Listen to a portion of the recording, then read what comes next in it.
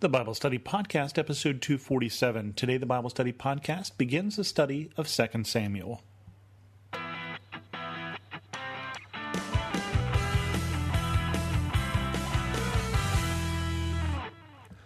Welcome to the Bible Study Podcast. I'm your host, Chris Christensen.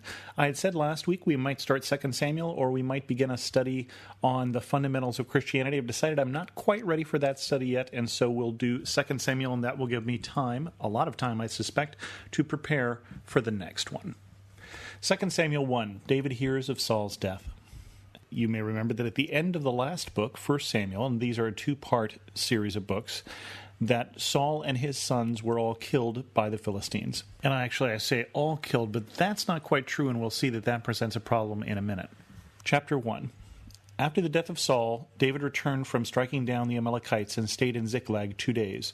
On the third day, a man arrived from Saul's camp with his clothes torn and dust on his head. When he came to David, he fell to the ground to pay him honor. "Where have you come from?" David asked him. He answered, "I have escaped from the Israelite camp." "What happened?" David asked. "Tell me." "The men fled from the battle," he replied. "Many of them fell and died, and Saul and his son Jonathan are dead." Then David said to the young man who brought him the report, "How do you know that Saul and his son Jonathan are dead?"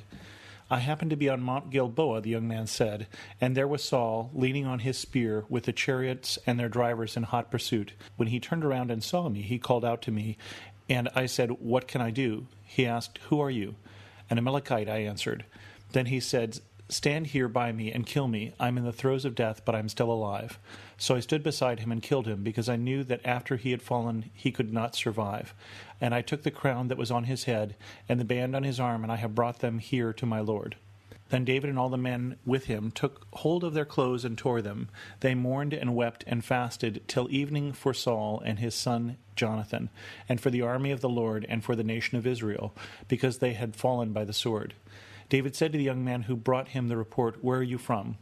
"I am a son of a foreigner, an Amalekite," he answered. David asked him, "Why weren't you afraid to lift your hand to destroy the Lord's anointed?" Then David called one of his men and said, "Go strike him down." So he struck him down, and he died. For David had said to him, "Your blood be on your own head. Your own mouth testified against you when you said, 'I killed the Lord's anointed.'" This seems like a very harsh story, but at least in this, David is being consistent. David was twice given the opportunity to kill Saul, who was after his own life, and said he could not do so because it would be wrong to kill the Lord's anointed. So David is only doing to this man what he felt would happen to him if he had done the same deed. And so it seems very harsh, but the good news that the man brought actually brings mourning to the camp. And it's interesting that it brings mourning not just to David, but to those following David, because these were often the ones who had advised him, go kill the king, go take his life, he's after you. But they have learned from David, and so they also are mourning both for Saul and Jonathan, and then also for all of Israel that has suffered a great defeat. And I think in this we see where David's loyalty lies, and it lies with God and it lies with Israel. And so this is good news for him in the sense that he's no longer hunted, but it's bad news because this is a defeat of Israel and a defeat of God's anointed. And then David expresses his grief. David took up his lament concerning Saul and his son Jonathan, and he ordered that the people of Judah be taught this lament of the bow. It is written in the book of Jashar.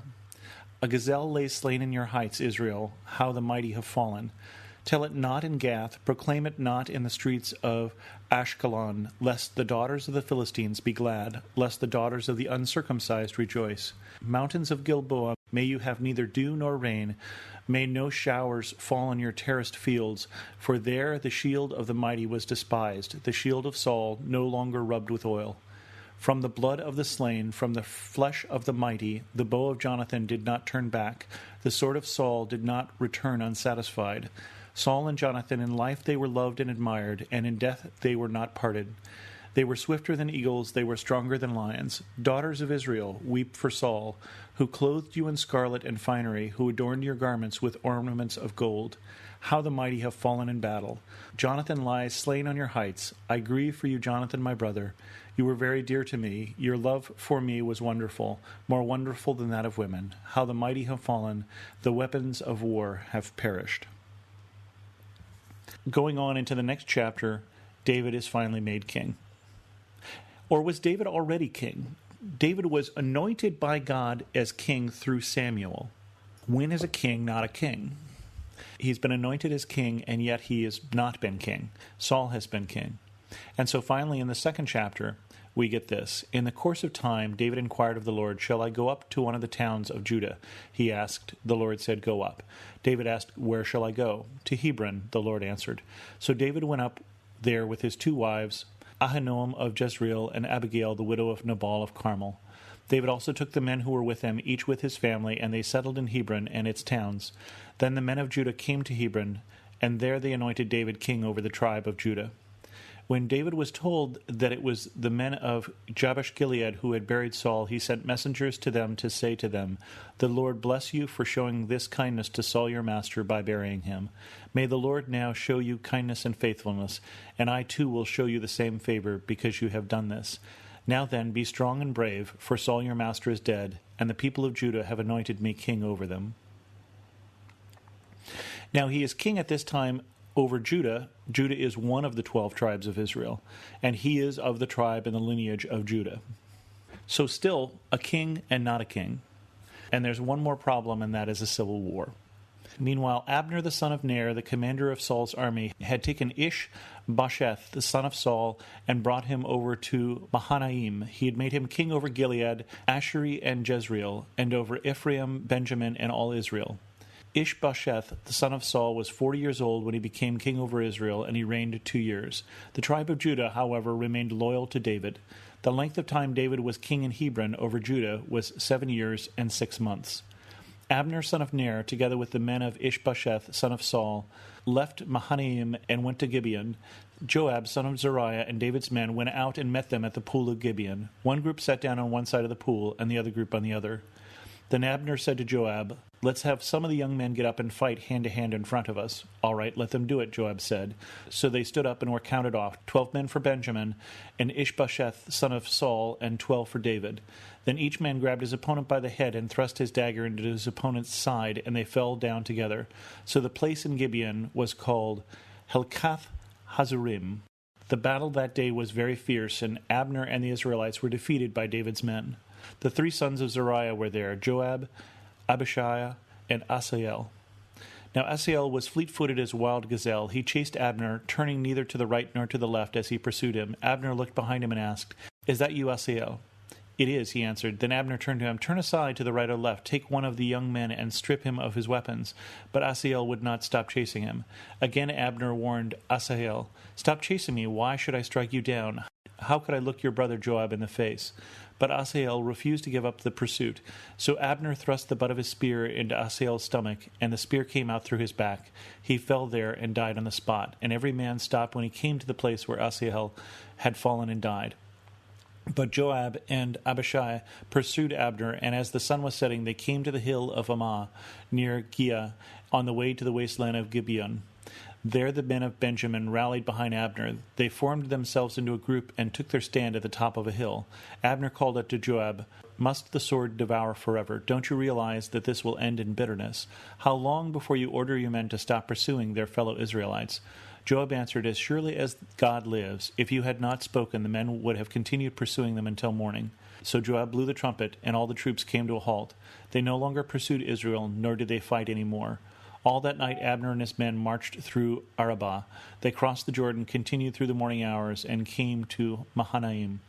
There Joab stopped pursuing Abner and assembled the whole army. Besides Asael, 19 of David's men were found missing, but David's men had killed 360 Benjamites who were with Abner. They took Asael and buried him in the father's tomb at Bethlehem. Then Joab and his men marched all night and arrived at Hebron by daybreak. At some point, believe me, David will finally become king of Israel. He has been anointed by God king of Israel, remember. So what Abner is doing is in violation of God's orders, as they were told through the prophet Samuel. But still, not yet. Still not yet. And all of this bloodshed that's going on, all of this strife, all of this brother killing brother, talking to each other in a common language during the middle of the battle, all of it was avoidable. So why did Abner do it? I think the obvious answer is that Abner is the second to the king. and the king dies. Abner was in charge of the king's army, and he had favored Saul over David. And so there was probably not a place for him. And so it's power. And so it's prestige. It's all the things that Abner will lose causes him to side against David. And this bitterness and bloodshed comes from that. Abner tries to frustrate the will of God, and the cost for it is dear. The one interesting thing for me in this story is the three brothers. So David has three brothers who serve him, and the older brother who is in charge of David's army is Joab. And Joab's younger brother is killed, and he's killed by the head of the Benjamite army. He's killed by Abner. Now, Abner doesn't try and kill him. He tries to warn him to stop pursuing me so I won't have to kill you. But still, Joab then gets all of Abner's army pinned in on a hill and listens to reason, and listens to the reason that, why are you trying to keep pursuing us? This will only result in bitterness. At some point, David needs to rule Israel. At some point, David needs to rule the tribe of Benjamin. I wonder if this moment here is one of the reasons why later on, when all of Israel turns its back on his son Solomon, it's both Judah and the tribe of Benjamin that don't. I wonder how much of that comes back to what didn't happen here, what could have happened here if someone hadn't had just a little common sense to stop the slaughter when it was avoidable. With that, we're going to end this episode of the Bible Study Podcast. If you have any questions, feel free to send an email to host@thebiblestudypodcast.com or leave a comment on this episode at thebiblestudypodcast.com. As always, thanks so much for listening.